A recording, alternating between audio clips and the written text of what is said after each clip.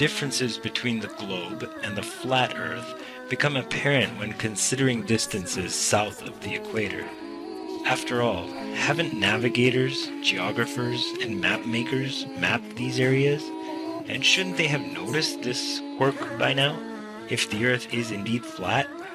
Well, the reality is, the rabbit hole just gets deeper from here. So, to begin, the distance between Sydney, Australia and Nelson, New Zealand, on the ball Earth, given their coordinates and sparing you the spherical trigonometry, should be 1,310 miles. But the Australian Handbook, Almanac, Shippers and Importers Directory states the measured distance as being 1,550 miles, which is a full 18% longer. And while on the ball Earth model, Antarctica is said to be a continent of ice situated at the bottom of the ball from 78 degrees south latitude, it should therefore not have a perimeter greater than 12,000 miles. However, early explorers like Captain Cook and James Clark Ross, in attempting to circumnavigate Antarctica, took 3 to 4 years to do so, and clocked in the distance traveled at 50 to 60,000 miles. That's twice the circumference of the equator. But the real proof for the flat Earth map is in the flight paths. On the ball Earth, several flights would have their shortest, quickest, and straightest path over or around the Antarctic continent. But instead, these flights take all manner of tangential detours, crossing into the northern hemisphere to refuel. Their reason? Antarctica's too cold, they claim. Well, I'm not buying it. When they claim there are bases with working machinery set up all over Antarctica. So let's just take a look at the actual flight paths and see what they have to disclose. One flight that should be a simple 11-hour shot across the Indian Ocean is from Johannesburg, South Africa to Perth, Australia. However, this flight takes a detour north, stopping in either Dubai, Hong Kong, or Malaysia to refuel, for a total flight time averaging over 18 hours. This ridiculously wayward detour is frustrating to say the least, but on the flat Earth map starts to make sense. Another quick and easy flight, you would think, is from Johannesburg to Santiago, Chile.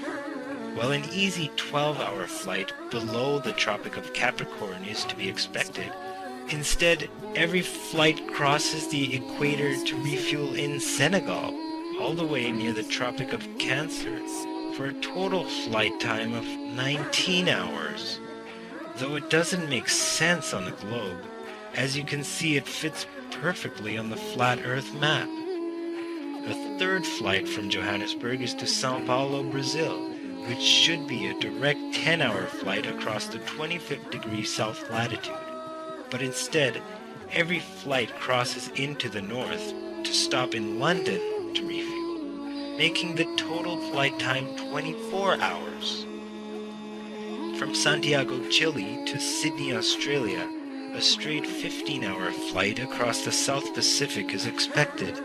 Despite refueling options in either New Zealand or any island in the South Pacific, the flight stops all the way at Los Angeles to refuel before continuing south to its destination. As already stated, these detours make no sense on the globe, but are explained and work perfectly well on the flat Earth map, having the North Pole at the center. So investigate the subject for yourself and ask questions.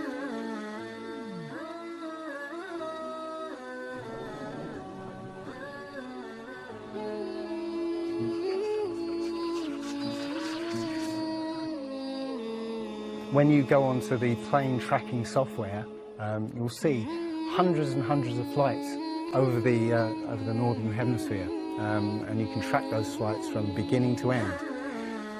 When you look at any flight in the southern hemisphere, what you'll find is the flight takes off and disappears off the tracking, usually about an hour after takeoff, and then later on will reappear an hour before landing. Now, there's no explanation for it. I mean, the point is that distances are very different, and distances and flight plans are very different on the flat Earth than they are on the ball. And when you look at flights in the southern hemisphere, they make some really crazy, sort of deviations. So, for instance, if you look on here, let's say a flight from Cape Town over here to Australia, so Sydney in Australia, they will take you to Dubai first, somewhere around here. Yes. Just recently there was a case of a woman who was pregnant on a flight, and she was her waters broke on the flight, and I think it was from the Philippines to Los Angeles. And again, if you look on this map, you're from around here somewhere to here. Okay. Now they were flying across, and literally her waters broke, and they had to divert. They had to land. So instead of either going back to the Philippines or going on to Los Angeles, they landed in Alaska. Which again, if you look on the flat map, it's again a straight path. Santiago, Chile to Australia, right, will usually stop in Los Angeles. Again, you can see on the flat map that it's again a straight path. It all seems to make sense, and if the only thing that would sort of confirm it or disprove it would be GPS. But hey ho, GPS doesn't work in the southern hemisphere. This is an issue because there have been a few people who said they've taken flights that have taken only 14 hours, and they're direct flights from Australia to South America. Now, somebody has actually redrawn the flat map to take into account these the distances, and apparently the distances work out. I haven't seen the map myself, but I should be looking further into it. But yes, up until these people came forward, and again, I haven't seen any real evidence that they have taken these flights. They told me they've taken these flights, but who knows? They can actually advertise a flight that's direct. They can price it out of the range of most people to take, and then if anybody does take it, they could cancel it. I don't think any flights actually fly directly over the North Pole at all. I think they skirt the North Pole, but I don't think they fly directly over the actual pole. So I don't know if it's to do with magnetics. The only thing I do know is that nothing flies over the South Pole, because again, on the flat map, the South Pole, the continent of Antarctica, is the ring around the Earth. So you can't fly over the ring and get anywhere. That's why we're not allowed to go there.